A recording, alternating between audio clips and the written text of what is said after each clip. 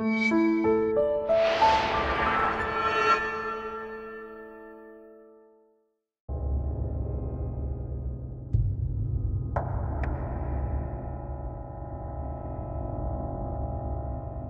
everyone, I'm Captain Logan. And I'm Brandon. And I'm Adam. And I'm Jason. And today, Adam and Jason and I made Brandon watch The Last Starfighter. This is going to be the first he made me watch that doesn't include Eric. We're doing this on a whim. We had a little movie night here at the house, and we all got together, the Treknado crew, because I guess no one else was available of the folks that we invited. And we watched The Last Starfighter, one of my wife's favorite movies, and she's busy doing something else right now and couldn't talk about it with us. And if she was on this video, I'm sure you would hear some much more grand praising of this film, because Sarah loves The Last Starfighter. I think it's just okay. I think she's got maybe a little bit of a nostalgic blind spot for this movie, but nothing against Sarah, and she's not here to defend herself. We'll find out how I felt shortly. Although she's right up there, and she might be able to hear me saying what I'm saying right now, so she can't defend herself, but she might be hearing us say it. So anyway, we were just in this kind of interesting situation where the three of us, Jason, you've seen this once before, right? Where the three of us had seen this, although you not in a bazillion years. I hadn't seen it in like 20 years since I was like, So this is almost that he made me watch for you too, because you probably, although you seem to remember more about it than I thought you would. Yeah.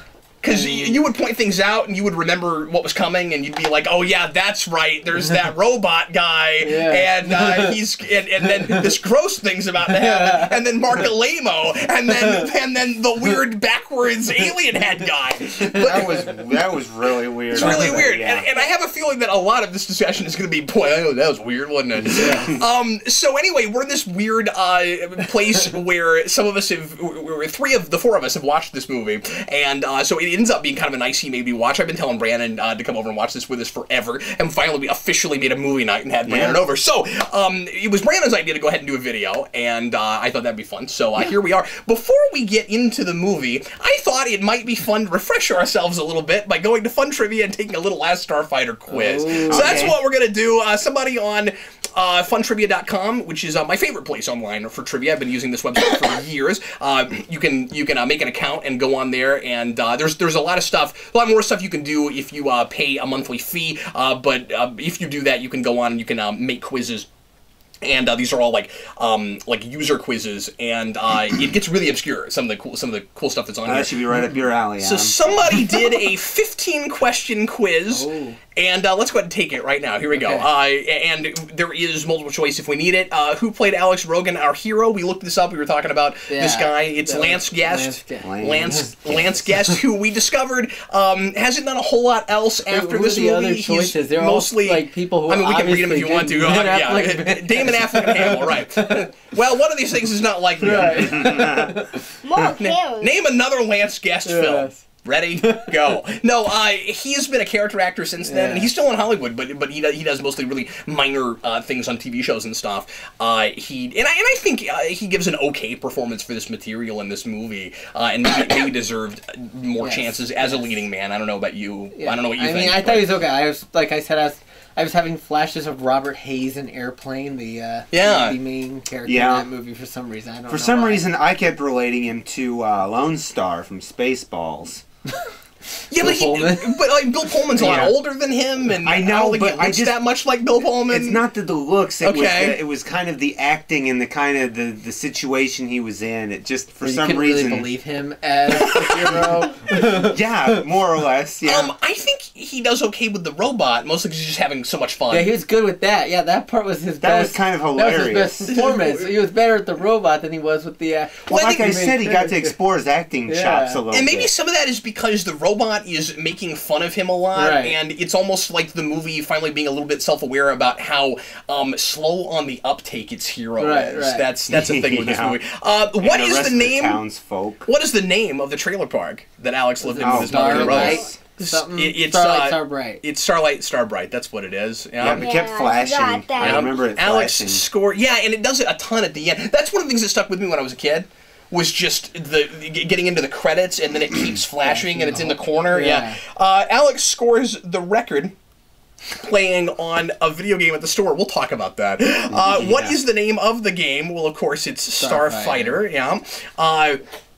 which I think is a real generic name. I mean, like it's real early Atari type game, but I think by that point we were, 84. We're past Galaxian, we're past Galaga. I would think that maybe you would come up with something like a little bit less generic sounding. Like I would have called it like credited in this. I would have called it. Yeah, okay. I mean, that's cool. I didn't notice that. Yeah, it showed up at the very end of the credits. And that makes me think that maybe somebody from there developed it, which is interesting because this movie would have had to have been in development before the video game crash in '83. I just thought of that. Yeah. And so this comes out the year after the crash. That's interesting. But yeah, wouldn't you think it would be like the something Starfighter or something? You almost need another word in there, I think. Who arrives at the trailer park and takes Alex to begin his new career as a starfighter? That is, of course, Centauri. What planet does Centauri take Alex to? I don't know that one. It's Rylan, right? Rylan? Isn't that right? Yeah. Rylan, Dylan, Hylos, and Rylos. And wasn't that his license plate? Wasn't that absurd? Why would you have a California license plate with a car that flies? For some reason, it's hysterical. No, I'm with you. For some reason, when I looked up that car is this movie absurd? That what kind of absurd? Like, does that work? He's kind of that eccentric guy, though, as you pointed out. You know, he wants to kind of be eccentric. He's that older. I buy that he would do it. I want to know how he got it. Like, well, I don't know. I mean, he can doesn't also look like a fake human being. Wait in line like everybody else. Yeah, he can imitate a human being. Like, what you're making a model of vehicle, and he's like, well, it's what Brandon's called a DeLorean hearse. When we first saw it, and I was just like, it looks like a DeLorean hearse. What's up, kid? Who was really enthusiastic? What do you mean? No, eccentric. Eccentric. Well, he was also enthusiastic. He's also enthusiastic. This car did appear in Back to the Future Part 2, as I found out when I looked it up. Have you seen The Music Man? That's one of your mom's favorite musicals. That's one of the big things Robert Preston's known for. That was his big role. He originated that character on Broadway. Of course, he did. That was him. Yeah, that's Robert Preston. Yeah. I don't remember. Yeah, and he's the big star power for this movie. Yes. Right. You were mentioning that, but I didn't know I knew him from anything. And he's old enough that it's easy to not recognize him even with his voice and stuff. If you haven't seen him in much else, just because he was starting to really show his age at this point, I think. And I mean, like I think he's a lot of fun, and he's got plenty of energy, and he doesn't he's not acting like an old man, but he's starting to show his age a little bit, I think. Really quickly, if I'm not mistaken, that's right, it's his last film. Yeah, that license plate that was on that car said like Rylan 1. I think it just said Rylan. Well, I thought it had a number. No, it doesn't have a number. Are you sure? Yeah. Okay. Yeah, I'm pretty sure it didn't. Anyway, that car also appeared in Back to the Future Part 2. I looked it up. Right. But one of the things that it told me about the car was the license plate when I looked it up. Huh. It's like specific to. What is Alex's Gunstar Navigator's name? Is it Greg? It's Greg. Which of these is it? No, it's not Greg. Is it Greg or is it Greg? I forget. Is it Greg? I think it's Greg. Greg or Greg? I'm not sure. It's not Grog and it's not Greg. It's Greg or Greg, and I just don't remember how it's pronounced. Are we sure it's not Greg? Because now it's sounding... Well, none of those is Greg. So it's Greg or Greg. See, these other two, it's not. So it's one of these. It's Greg. Okay. One of those answers is right, Brandon. They wouldn't have put the wrong answer. Yeah, they would have put the wrong answer on there. Greg is not an option. No, Greg. G-R-A-G. It's not Greg. It's Greg or Greg. It definitely had an I in it. I'm almost positive. I think so. I don't remember. Alex calls the Gunstar Navigator something in the movie. This is one of my favorite lines. What does Alex call him? Pistol shooting Papa, hotshot lizard, gung-ho iguana, or tally-ho lunatic. Was it hotshot lizard? I don't even recall. Wow. One of this guy's favorite lines. We didn't even notice it. We might have been talking over it. We were having fun with this movie, so forgive us. But I'm gonna go with Hotshot Lizard. Yeah. What is the name of the traitor and baddie of the movie? It's Zur. Yeah. Zur. Kneel before Zur. What is who does not get anything like enough screen time? He's got a really cool look. Right. That actor's having a lot of fun playing it. I think that I think the hologram scene's really cool. He reminded me of Mugatu from Zoolander. Everything reminds you of Mugatu from Zoolander. That's what you said about Back to the Future earlier. The name of the... That's true, too. What is the name of... But that is true. And honestly, it's true with me, too. Like, and once Brandon makes a Back to the Future reference, I will throw out 6 more. Like, right, we totally did, too. What is the name of the attacking fleet led by Lord Krill? Is it the Kodan Armada? The Kodan is that it? Armada. Yeah, I think so. And we get that from the beginning because that's in the game. In the game's After opening. the destruction of the Gunstar fleet on Rylos, there is one ship left, a much more advanced Gunstar. Wait, it is Rylos. And he They told us look, the answer. and he also gave us the answer for Greg. It is Greg. He put Greg in there. He screwed this up. Oh no, but we got that right. Good on us. We got Rylon. I was wrong. We were wrong on Rylon. We put Rylon instead of Rylos. With respect, though, buddy, you got it. The very next thing you got right, where you were like the Gunstar guy, and then after that you're just like Greg. We're really enjoying your quiz. Whoever made this, a much more advanced Gunstar that Greg had been working on another part of the hangar. Yes, the special weapon, and that's one of the things that really stuck with me from when I was a kid. That button with the barber pole. Yeah, I was trying to think of how to describe that. Pastel colors. No, it's red and white. The red and white, the one that I said you never touch the red button. Yes. Yeah, isn't that a pattern that we often use on things that like tell you to stay away from something or that a warning. Yeah, like a warning thing. Black and dangerous. yellow and red and white are generally too accepted. Like do not enter is red and white. Yeah. But usually with like slanted bars like that, right? Yeah. We go back to Earth for this one. Yeah, we do. We Cautionary. Sure do. It's too much. What is the name of Alex's younger brother? Lewis, yeah? Yeah, Lewis. Well, and how would I know which spelling it was? Loris? Lewis or Lewis? I mean, look, Lewis or Lewis. Oh, how would I know how it was spelled? It's probably that, but like... I'm betting it's the third one. Because it does say Loris. Oh, sorry. That's how you spell a first name. No, usually it's spelled like that. It's Lewis. Yeah. I don't know. What does... Who knows? Well, no, it is Lewis. My point is, there's two Lewises. I think you're right. And why would you give me two different spellings of the same name? I'm watching a film. My middle name is that one, but I only see first names spelled that way. L-E-W-I-S? Yeah, I don't. What does Centauri call the replacement for Alex? That's a beta unit. Beta unit. Yeah. What is the name of Alex's girlfriend? It's Maggie, yeah? Yep. I think so. What is the name of the alien race that pursues Alex on Earth? The Xanadus, the Xandulax, the Xandorans, or the Xandoxans. Zindi. Xandorans. I think that's right. So that's the guy with the... It's a cross between the Zindi and the Andorans. The Mark Alemo weird face guys? Yes. Is that what we're talking about? Okay. Yes, and the design for those were amazing. Yes. We should talk about makeup and stuff. Finally, who plays Alex's mother? Oh, boy. Well, it's not Mary Tyler Moore, that's for sure. Mary Tyler Moore. It's not... it must be this last one. Barbara Boston. Is it? Yes, okay. I've seen her. Let's see how we did, folks. We've got everything until 7. it is Gung Ho Iguana. Okay. We missed... Oh, it's the Xandoxans. Oh, it's the Xandoxans, yeah. Or Dachshunds, or however they pronounce... Yeah, they're Dachshunds. Yeah, she was on Street Blue. Well, we missed 2. We only missed 2.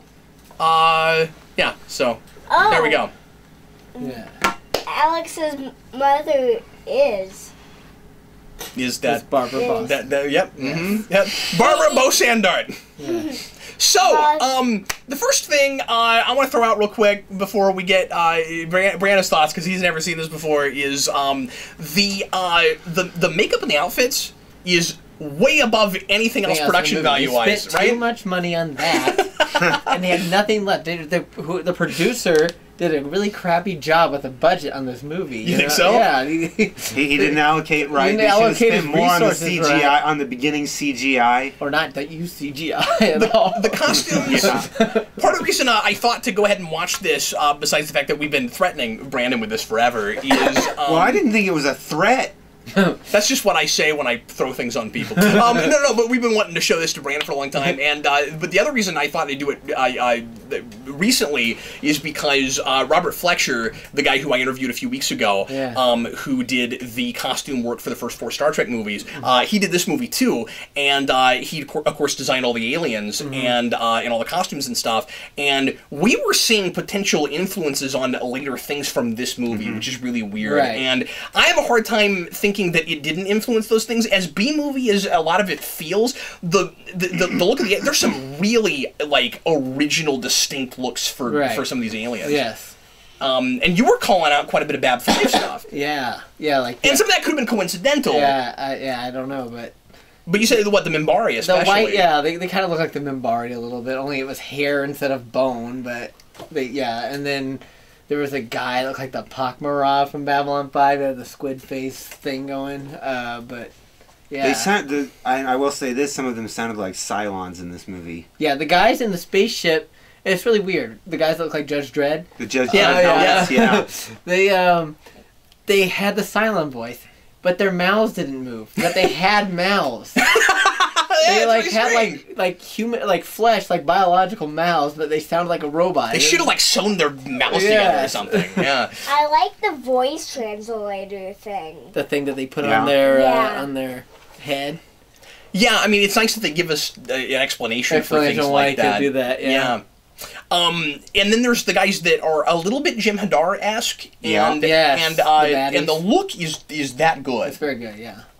A very finished look on that, polished. Yeah. And those aliens that we were making fun of earlier, that have kind of what you called upside down faces, and they have eyes that stick on the side. They're like a mortifying, like, bad guy race version of the Calamari. Yeah, they look like the baby in Eraserhead. Because, we can mention some things that it sort of looks like, but that remains horrifying and really original, don't you think? Scared the crud out of that officer that he absorbed. Yeah, that's the hilarious part of the movie. That officer, he's just like, and then he just because he's being absorbed, and it felt like an absorption. Yeah. I also want to give credit to the look of the video game. I think it looks pretty good. Yeah, it did. Oh yeah, that was some good use of the CGI. Score thing makes the high score thing makes no sense. Yes. And we can talk about that. that. It wasn't even a high score. The trailer park people. Everybody else in the trailer park that played the game. But then... it's still like their network. It's 1984. While it didn't make sense in the concept of real video games, it made sense in the concept of what it was attempting to do for the people on Earth, to get them recruited. It did kind of make sense in that regard. Yes, but the whole thing about the high score made no sense. They could have said, "Oh, he completed it. He beat the game." Yeah, that would have made sense. Which looks like what he did. Yeah, but they're also like, "Oh, he got the high score." Yet they never showed the score list come up. None of the other kids are ever playing this video game. It looks like he's the only one that plays. He's the only one that plays it. Yeah, exactly. No, Lewis also at the end, at the very end, the next Last Starfighter, where they're getting all secret. I want that to be the name of the sequel. The next Last Starfighter, the Last Starfighter, the next generation. So I found it interesting. We were talking about the set of this movie and how the set on Earth takes place in this tiny block-wide trailer park that they try to make look way bigger in that pan shot where they just make it 360. There are way too many people living there for how few trailers you see. There were. Not only that, but I found it interesting that they're built below that staircase that goes up to that restaurant on the side of the road. It's like one diner on the... like that diner we saw on our trip to Arkansas. Yeah! With the bonus hall. So was that a diner, or was that... I thought that was like something like an office to serve... I wasn't sure. It really looked like it looked like a bar, like a restaurant. But it did have like Budweiser and stuff. It did. Yeah, exactly. That's why I thought it was like a and maybe cantina. Maybe it was supposed to be like an all-purpose, but like it was also like maybe the grocery store. Well, and I bet it was a gas station on the front side. We just never saw the front side. Yeah, I bet so. It was a very tight because they didn't build it. Very tight knit community for a trailer park. I mean, no, that happens. You think that's true? I've never lived in a trailer park, so I don't know. I don't know what trailer parks in California on a backlot are like. I don't know about that, but it was a drive-in. But they were very enthusiastic about it looks him winning similar the to game. that, yeah. Well, trailer parks are neighborhoods, like more of a neighborhood than the street I grew up on. Yeah, and this is not a thing I've ever revealed on the channel, but I grew up in a trailer park. Oh, really? And up until I was like 7 or 8 or something. Oh, that makes sense, but I never knew that. No, what you've told me about what you used to do when you're done, Brandon. That's it. We're done with you. Oh, that says everything. I can tell you're from a trailer park. That explains everything, Captain Logan. Your hairstyle, especially. No. You need a mullet. A mullet. So what? So you've dug yourself into a shallow grave, and I'm gonna drive you off in a hearse that is also a DeLorean. A DeLorean hearse. But do tell. What does it explain about me? Well, just that. We're derailing. No. We're derailing. Based on what you've said, Right. on what you've said about the. I like the line. Sorry. Did you want to keep going? No, just really quickly. Based on what you've said about. I always pictured you in a house. It never occurred to me that you might have lived in a trailer park, but it doesn't. There's nothing that says that you. Oh, Brandon, what I lived in was better than a house. It was a house that moves. That's Except right. it never went Yeah. anywhere. No, Like it that did. guy's house. No, Oh, it did did. Yes, it did. By the way, no. When I was 5, we moved to Lawrence, Kansas. This has nothing to do with this movie. We moved from Lawrence, Kansas, or to Lawrence, Kansas from Russellville, Arkansas. Okay. And we lived in the same trailer Okay. from Russellville. We made an 8.5-hour trip. Cool. Yes, we did. And I needed somebody to explain to me at that age why we didn't have to box up very much, like why we were able to leave so much stuff out. Yeah.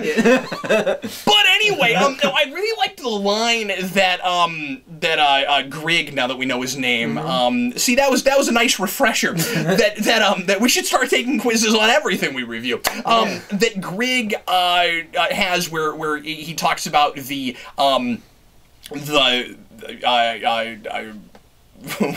cave, the mobile cave, and the cave that is not mobile. I really like that. Yeah. That was great. Yeah. That was a They're good line. above ground caves that move. Yes, but ours never did.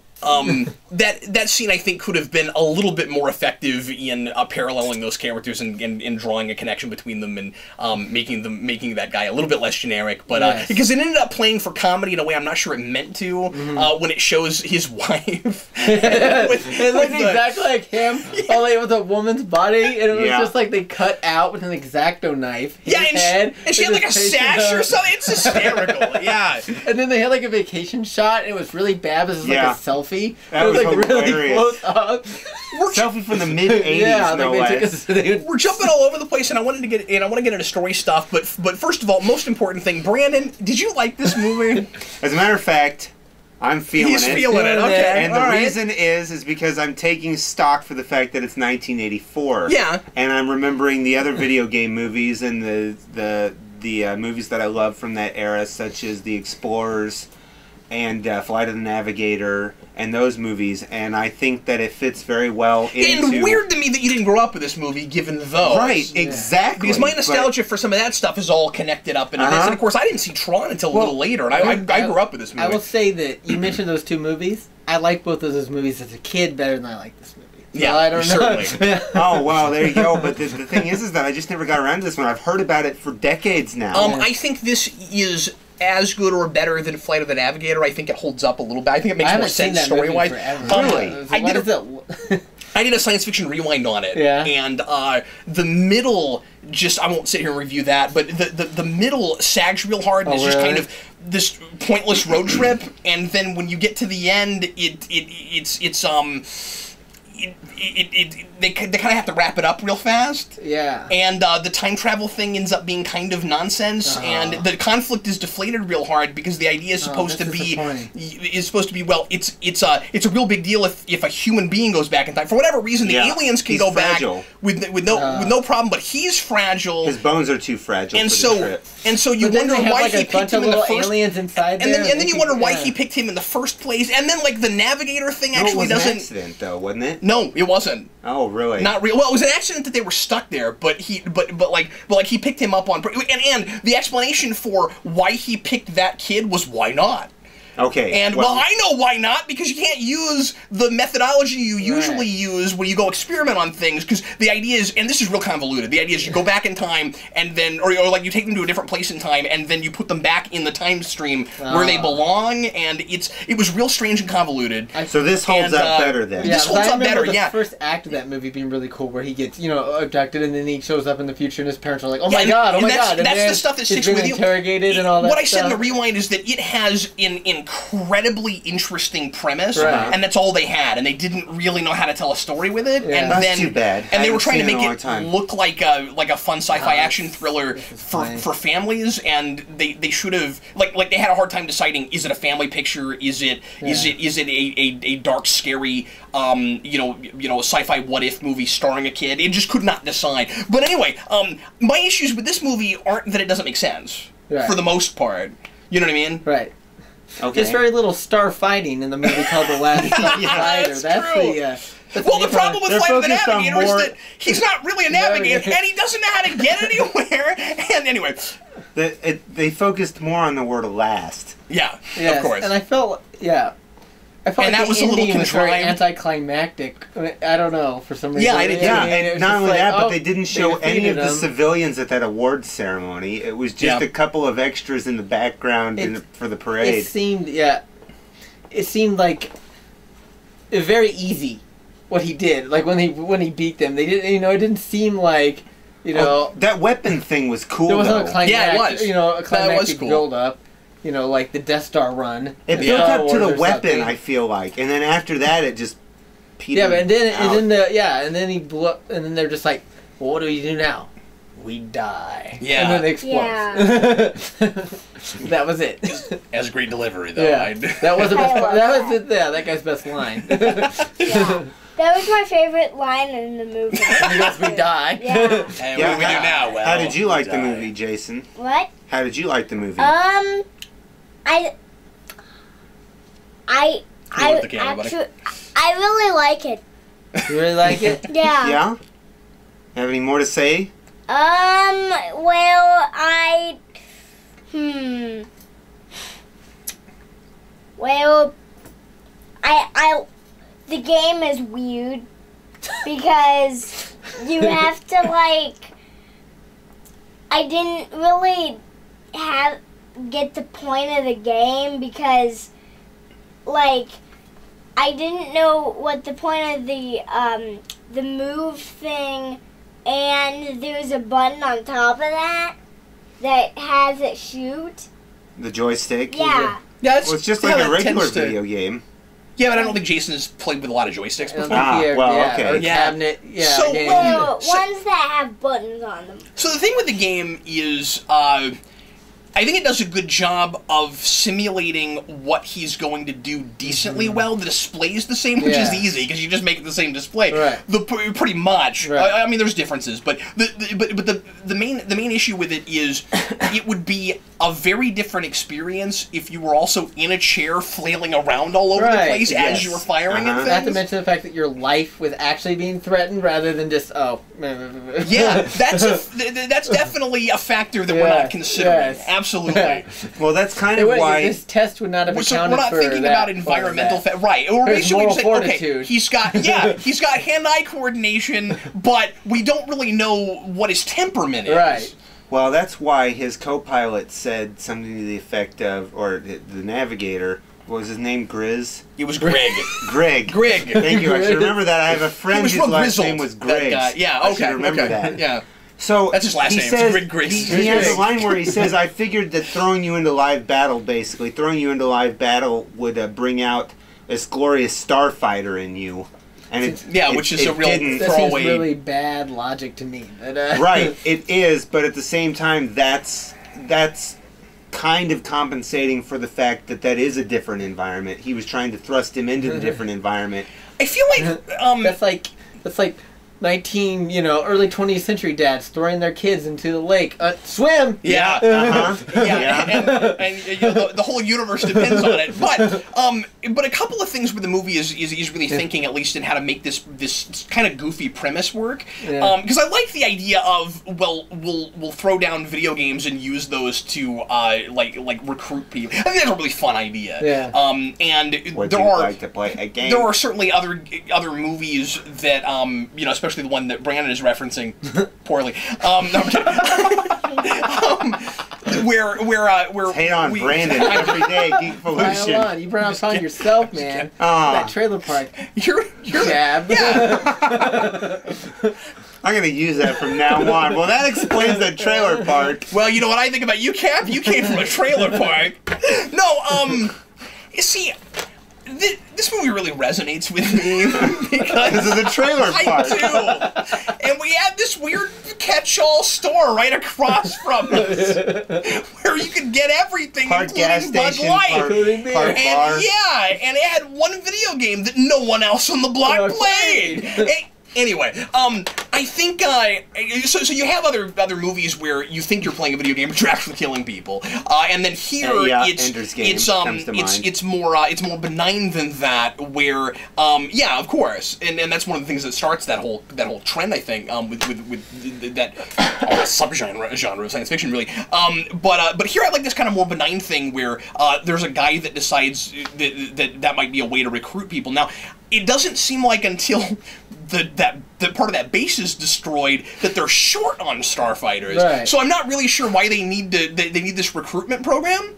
Exactly. I mean, they've got a lot of different species. There's kind of a Starfleet. Right. But have they recruited them from other parts? With they were recruited the same way. Well, I'm not sure they were, because I thought it was just Centauri's idea, though. Or was it? He was talking about a marketing campaign. No, because he did get in trouble for recruiting outside of their Star League or whatever. Yeah, exactly. So those guys because the probably rest just of them joined up like normal. That's what it seems like to me. It seems like a Starfleet Academy kind of thing. Well, he said that it was basically a marketing strategy that great minds came up with and sent these out to corners of the galaxy. That's what he was referring to. So I'm confused about that. I need to maybe look at it again, because it's been a while and we were kind of talking while we were watching it a little bit. But so that's where I really zoned in on the movie. Anybody that but those two things seem to be kind of at odds. Contradictory. So maybe it's a system that they're using for other places that are inside their systems, but he went outside of that. But why did he feel the need to do that? He explained why. I don't remember what it was, but he did make that explanation that even though it was for inside the systems, and they're like, well, you weren't supposed to send these games out. He's like, but they're inside the spheres is his point. But the point I'm trying to make is, it seems like they have plenty of help. I'm not sure why he feels the need to go outside of that to get because he's eccentric, is what I got out of it. Right. To be honest, and that's the only reason. Yeah, that's a cop out, and that's why I'm questioning it. You see what I'm saying? Yeah. Yes, that does seem to be what it is that we have this silly eccentric guy, and we want him to be silly and eccentric. Why did they make the second banana's head so big in this poster? It's so important. They should have made it. You think they would have made it the bad guy or something? Yeah, but then like I said, he got no screen time. No screen time, yeah. Yeah. What do you guys think of the protagonist in this movie? Because I think he's a little generic and one note, and yeah. Well, you said it. Oh, all right, cool. That's pretty much what I was thinking too. It's real counterintuitive to go back to Earth as much as we do. We were talking about that earlier. And the only reason we thought that they could have done this was because they had no money to do the rest of the stuff that they had to fill out. But if you're going to have a subplot like that, why don't hour and 41 minutes? It's not long running time. Why was it necessary to have the kid go back to Earth only to decide, okay, things really are serious, I guess I better go back. When so then he wouldn't die when everybody else did, I guess? I guess that you're right. You're right. I guess, part of the sole purpose of that. Yeah. But so that's real contrived. And there's a lot of that kind of writing in this movie. Well, there is, especially because Greg was the only other of the Starfighting League to not get killed. And it just happens to be the one guy he really met when he got there at the first place. It's weird, though, because there's a bunch of other people, and I don't know what they do. They all lived. But all the every one of them... Well, yes. Yeah, I mean, yes, they did, but they run the base. They run the base. Did they need that many people to run that base? I think so. Okay. But every one of the pilots was killed. It must have been a direct hit on their quarters. Well, no, it was really easy. Here's the thing that killed me is that they have this gigantic explosion, and then there's pieces of the base left over. Yeah, it's just like little styrofoam blocks or something. Yeah, and it really looked like everybody died, and then you go back to it, and you're like, oh, a lot of people made it, except conveniently every Starfighter. And why would they all be in one place? Yeah. Why would every Starfighter... It was still orientation. Yeah, but they wouldn't all be in one place! Yeah, it's hilarious. So yeah, and then but you have really contrived moments they're like when they're I was gonna say they're in the barracks. Yeah, that's what I was gonna say. They shut the barracks. They're having a floor meeting. The RA with their RA, and they just hit, and they exploded.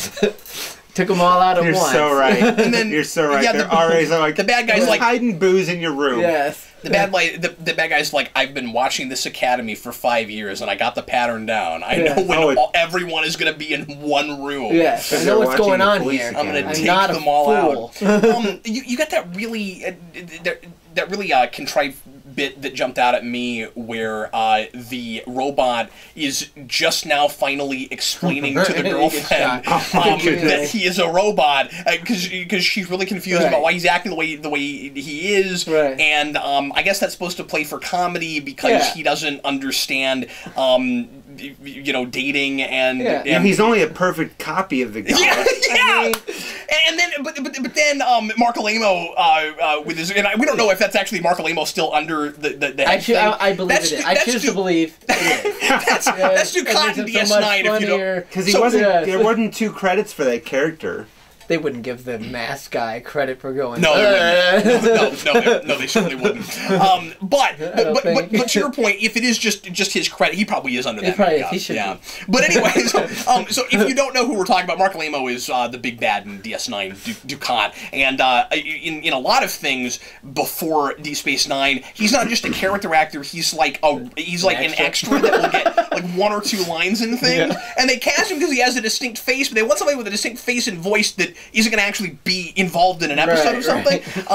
In our Trek Club, when we were doing that a couple years ago, we did a Ducat marathon, and I did everything I could to find a good other thing that wasn't Star Trek that he was in, and I couldn't find anything that he was in prominently enough to show because anything I could find would be like 2 seconds. Why don't we just air clips then?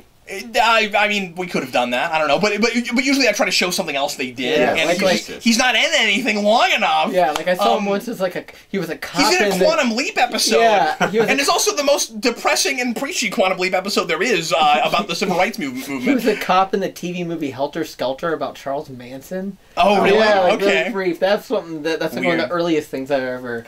But anyway, so then he comes in and shoots the robot just after he said that, and the scenes start to show real hard.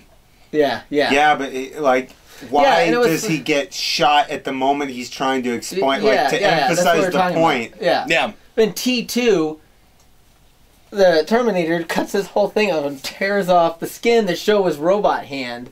He should have done something like that. Yeah.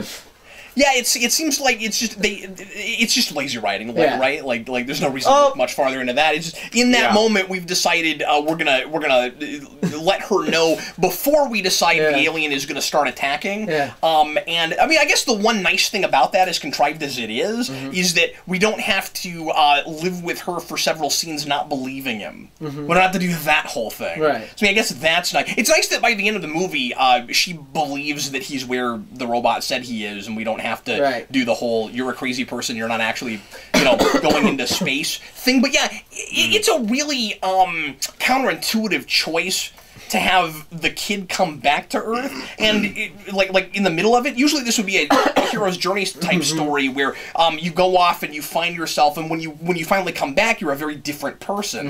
And they sort of kind of do that at the end of the movie, but he needs to be in that world longer. Right. Yeah. So why not just have the Starfighters all dead before Centauri gets there? Yeah. Oh yeah. So have him be like our last hope. Yeah, you're our only hope. Yeah, exactly. Yeah, and it's a long shot, and it's probably not going to work. And we need you. Yeah, nobody else can help us. You need. And to then stay. you would force the script to have him have to be more proactive, right? And then you would have to choose to stay rather than.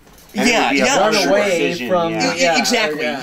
Because I don't know about you guys, I don't buy him in space hemming and hawing, going, I don't know if I want to be a part of this. Right. In the middle of flying the thing, he just still second guessing. Even after he's been back to Earth, and after all these people have died, he's like, well, but still, I don't know. It's not like I've ever heard of all these. Right. I've never heard of these aliens before. I guess and here's the thing: he starts to feel a little bit unsympathetic because the main reason it seems like he finally decides to go ahead and help them is, well, my planet's in danger too. Yeah. Yeah, and they're like, think about the prestige. You'd be a hero, and he's like, oh, okay, maybe he was also in battle, like in the middle of the combat situation, and he was still, I don't know. We might. Oh, let's take him back to Earth. He's no good with this, Well, and I'm not bothered by it as much at that point because then it's a little bit more like, well, I'm overwhelmed, and I don't know if I'm capable of it, and you guys are putting too much faith in me. Before that, he's a kid that is tired of being in this tiny, like 2,000 feet radius trailer park where there's nowhere to go because it's a back lot. And he's looking up to the stars, and he seems to be kind of dreaming of adventure. And then when he suddenly gets it, he's not interested, and it's before he has any reason to be really overwhelmed, right? He should be like, wow, I'm in space. Wow, this is This is amazing. There's not enough on wonder to the guy. Let me ask you this, of the bad guy in this If he film. just has no ambition and he has to find his ambition, that's a story. But that's not what we did. Of course. We mentioned that the bad guy doesn't get enough screen time, but he just has... Which sucks, because he's great. He does have that giant floating head. So and that's great, which is why I want to see more of him. Which, I must say about the giant floating head, I mentioned this while we were watching it, is like, why is he looking around at the crowd? It seems like every time we project a giant floating head into a place, he can always see back from the place he's being projected into, which is just kind of hilarious. But how about his downfall at the very end, where he thinks that the message is the last starfighter is ... is dead, and they go with it, and then when it turns out not to be true, the guys are really fed up. They're teed off, and they cart him away. I was like, this must be the end of a long list of failures on this guy's part that we didn't get to see. That's true. And this is the last straw. And they're like, the last starfighter is dead. You're out of here. You're right, that almost makes it feel like... Well, doesn't one of them say like something earlier, like, I'm tired of dealing with this fool, or something like that? And you're like, what's he done? That's ultimately more interesting, almost. I want to see this list of Darwin Well, Awards I think this part guy's of the got problem behind is him. you have two bad guys. Right. You have like a lieutenant, and you have like the main bad guy who won't do his own dirty work, and so they try to play like it's sort of like you have a Darth Vader and the Emperor, but the Emperor is in the first movie, and the only movie, and I don't know, like that's not. Oh, they tried to set up a sequel. That's not quite working for this because he's really the Darth Vader type character more, right? Like he's more like your Flash Gordon villain or something. Being the merciless. Yeah, he's like that guy. Yeah. Flash Gordon's a good comparison to the look I do of this. think, speaking of Star Wars, and obviously, this is a movie that's been that people have complained, of course, and especially at the time. Well, it's kind of just a Star Wars ripoff.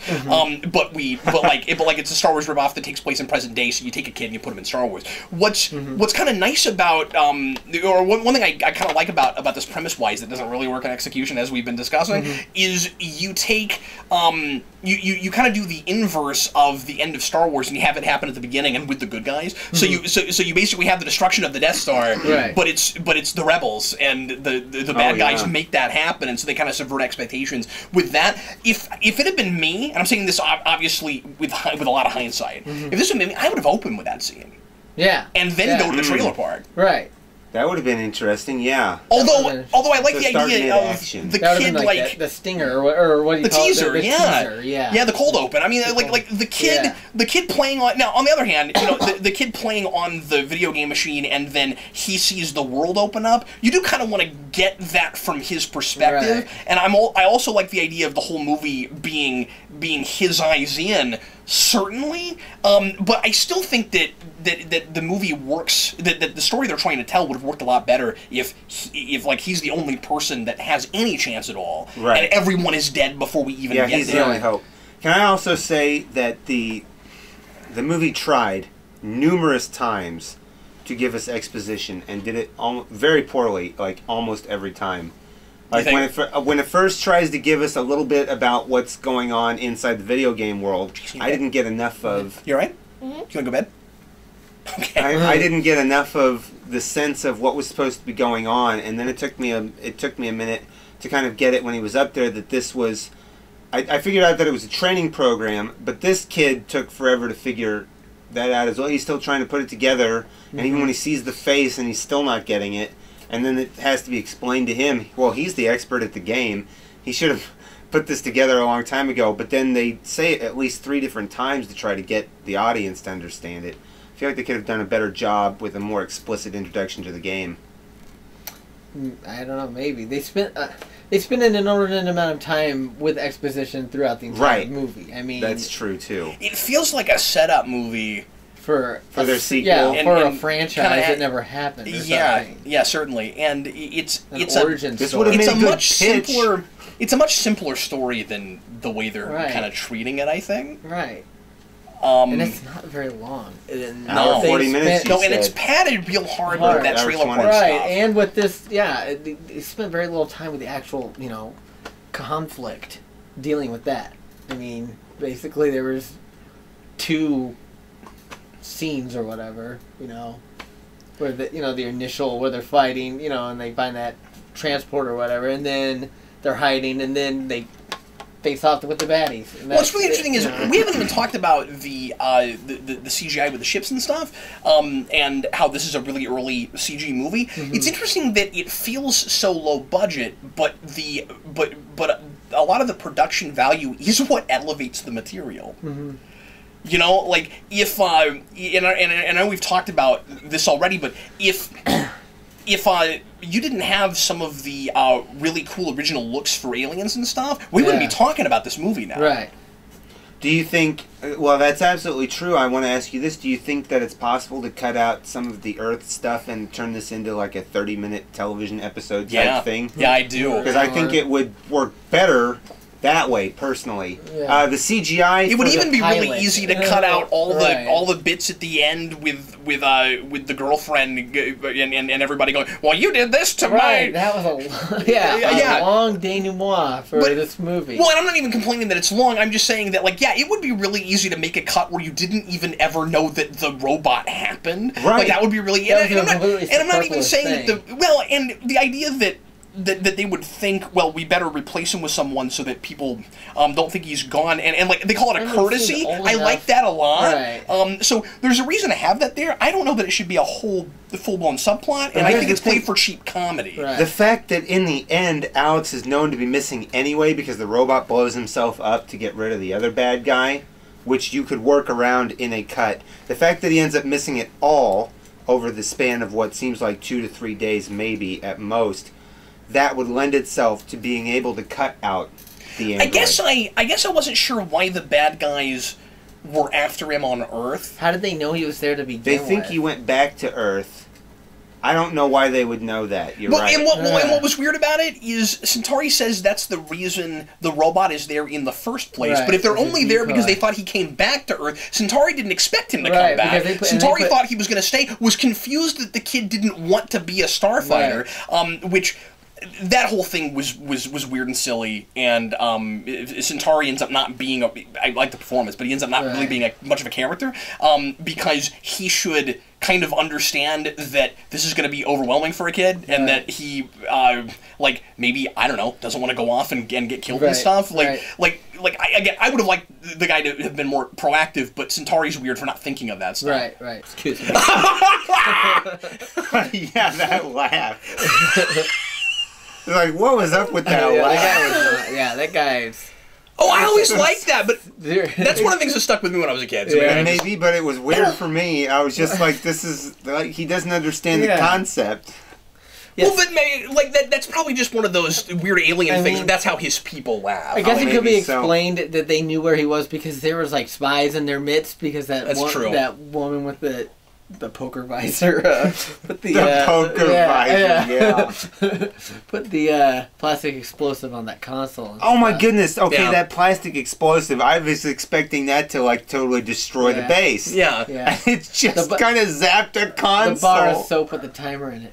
That's what. I was like, what is this? And when it finally and furthermore, it knocked out all the laser cannon arrays. That one console that nobody was at was apparently controlling the entire laser array. System. Why don't we go ahead and wrap up? Yeah. Anybody have any final thoughts? Jason, you haven't got to say very much, man. Yeah. I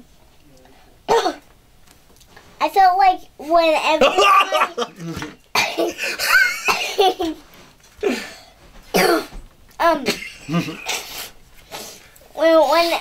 felt like when anybody plays the game, a car like just zooms in and takes you to space. No, but you have to beat the game. Beat the high score. The high score. Nobody beat it before. Yes, and he was the only one in the trailer park. But for some we never reason, saw a score. It Right. looked like he just beat a video game. Yes. He gets to the end. He beats the big boss at the end. Yes. But they say, "Oh, he beat the high score."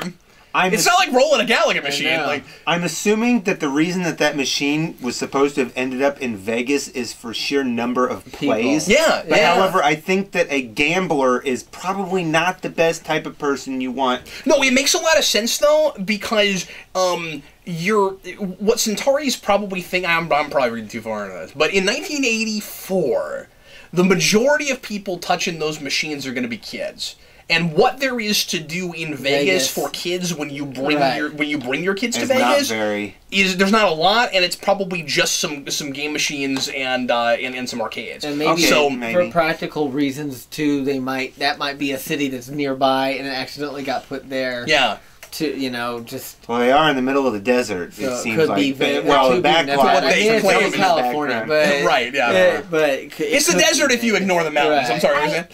I love the spike, the giant. Oh, the guy's staff. Oh, the scepter. Yeah, it's one of the best scepters in anything. Yes, it's not even on the box here. Once Look, again, right way to go, it's Robert coming out Fletcher. of his head. Yeah, The that's one of the scepter with coolest things he designed. With that knife inside there. Yeah, that never pays off. Well, he did kill. He killed one guy. Oh, did he? Okay. Well, here's the thing: is he killed the guys. guy with the scepter, but he didn't stab him. And then later, when we see the He scepter, it's slashed his covered in. face, kind of. He went like that. Well, I but mean, he hit him with the bat wings on this thing, seriously. And then later, when we see it, the knife is all bloodied. I love how early on which is cool because it's white and so the color, the contrast is neat. But it's hilarious when the guy's like you just have a stupid scepter you're waving around and he's like, no, I'm menacing. I put a knife in the thing, check it out. That was great. Cool. You know, he couldn't have incorporated a laser cannon or anything. Yeah, I kept thinking, what does the back of it do? Like, it's got to have some other things built into it. It's probably a good thing those guys were wearing those Judge Dredd masks. We saw their face when he killed that guy and that thing went off. It was like,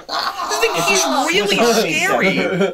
And they make us feel like there are it should be, that'd be great. And then you see him just open a can with it. pull out a bottle opener and he's having some, and he goes to Earth and he has a Bud Light at the weird grocery store that is also whatever that place is. That little thing that comes out is really just a letter opener. Yeah, that's what it's for. Mail. The thing is they with him, thanks for bringing up the scepter because that was one of my favorite things. Fan mail to the Resistance. The thing with him is I like the cat. Like the cat that comes out of a mailbox. Yeah. It feels like they like there's a lot at stake, not just because we conveniently killed off every starfighter, but also because this guy is really mortifying and he's and he'll do anything and he's unpredictable. Right. But the whole, and I mean, because it's called The Last Starfighter and that's what this kid is good at. Yeah, it makes sense that, of course, your big denouement would be in space with spaceships fighting, but wouldn't you want some kind of a showdown with that guy? Hand to hand? Right. And I felt like they were just trying to keep him around in case the sequel came that it never came. Yeah, they made at least the only reason why that he, they didn't really have. But I mean, they could have still had, could have at least had some conflict with him, or and I mean, he still could have had a standoff with the guy, and survived. He could have been like Darth Vader when in the first one when he flies off after this. Well, when he's spinning out of control. Yeah. There were at least two major film references. I feel like the film was doing this on purpose. Two major references to getting a sequel.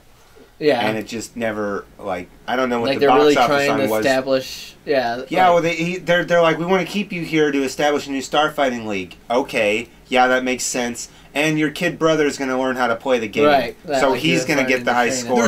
There's a third thing, too. Okay. If you think you're going to do a sequel, that's why you resurrect Centauri. Right. Yes. Thank you. Absolutely. back. We're made That's to why think that he's he's there. dead, and then the guy who closed his eyes should Greg. have known Yeah. that's a Centauri. That Centauri is a whatever guy who species can he is, regenerate right. Yeah. like that, and he's standing right there at the end They when play he's that for revealed. drama, and then you get to the end. Right. Like, no, everyone here knows that guy's not dead, Right. except for you. Right. Like, we led you to believe that maybe it was unexplained. I'm giving it too much credit here, but maybe they wanted to make him think, well, your friend died, I'll avenge his death.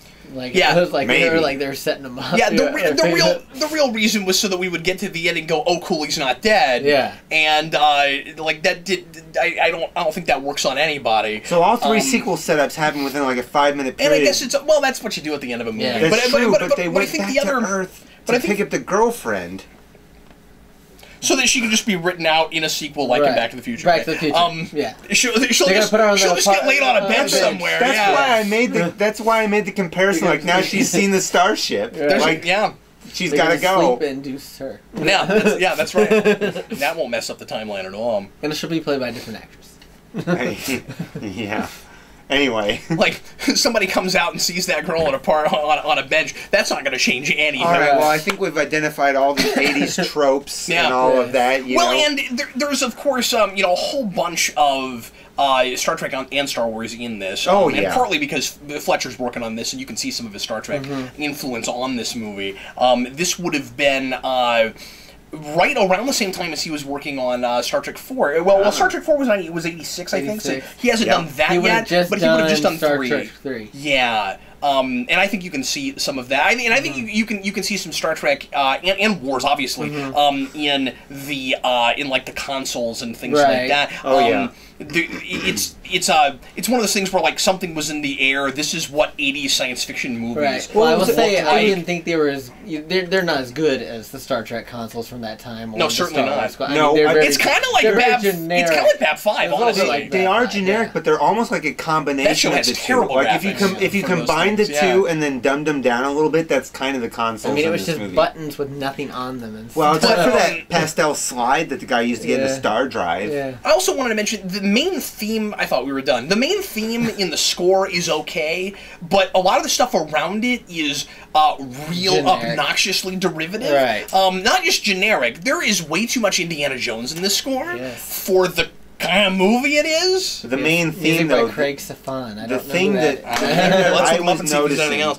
the thing that I was noticing is that this music is highly reminiscent of Howard Hanson, who is, if you follow the classical line of music and not like modern pop music and stuff, he was in the early 20th century. There was so much of pieces that I played of his in orchestras. Well, yeah, but in my this question score. is, how much is John Williams also then probably influenced by that guy? Well, Because this John is just Williams- more John Williams ripoff. So like, but it is in a way, but John Williams is kind of outright about how he does it. John Well, Williams this guy borrows would stop from the John great. Williams. the point I'm So, trying to make though is was that you influenced by might be this guy. giving this too much credit. I think this guy is more likely to be just ripping off Williams before he's actually going back and looking at the composer you're Right. talking You about. say that- this You say director- that. However, if you heard the piece that I'm specifically referring to in the names, drawing a blank, it's almost verbatim with a couple of lines. But I imagine there's also a Williams score that is too, Yes, and he probably I'm went to agreeing that. with that as well. That's the It's point like, I'm yeah, making. this But guy- I doubt he went and looked at that. He probably I was don't just know. rewriting This Williams. That I director, will- he went. He said, "You know those, the stuff John Williams has done. Yeah.